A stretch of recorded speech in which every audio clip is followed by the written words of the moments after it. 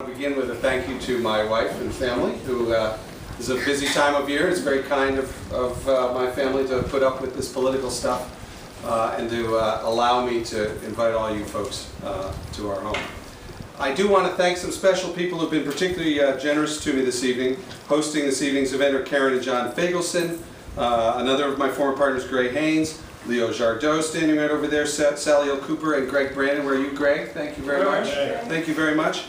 And I want to say a special word about a fellow who's the benefactor this evening, very generous guy named Jim Wilson, who's standing right here, a dear old friend who Beth and I went to high school with. And he loves, I'll steal your joke, Jim, but he says he's been voting for me since 1976, which is true. 40 years! Which is true from when I was running for office at Langley High School. But you know, in this time of year, in this sort of this season of giving, and we talk a lot about people who do great things with their lives during this season. I recommend Jim Wilson's organization to you. It's called the Ethiopia Health Network. Ethiopia Healthcare Network. Healthcare Network. Working with women and children in Ethiopia. If I've got my statistics right from your website, Jim, 95% of the women and children they work with earn less than $100 a year.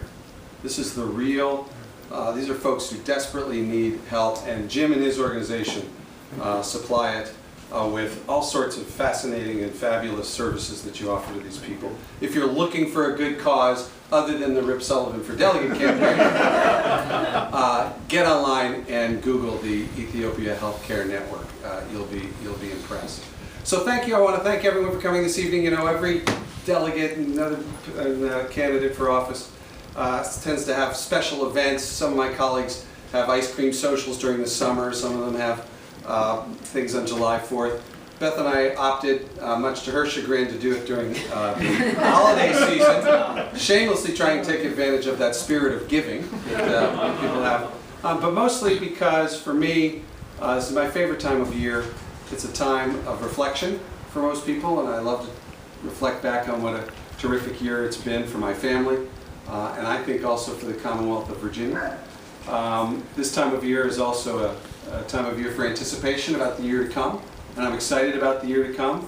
I think we're going to be doing very exciting things in the legislature this year. I was explaining to someone earlier, they were asking me about what we were going to fight over in the General Assembly this year, and we are going to fight over plenty of things, but it's going to be a little different fight than it often is, because this year we're going to be fighting about how we might spend a little extra money that we're going to have. Looks like we're going to have a little extra money.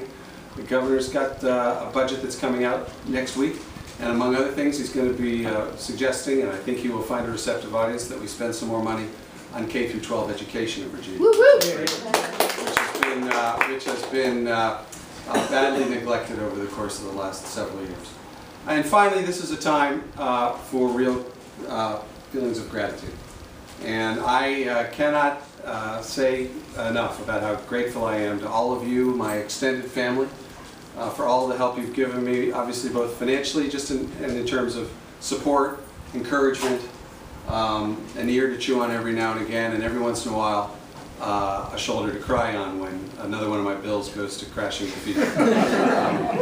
But I really am grateful for all of the great friends who I had before I got into this role, and all the new friends I've made since getting into this role. So I wanted to just take a minute.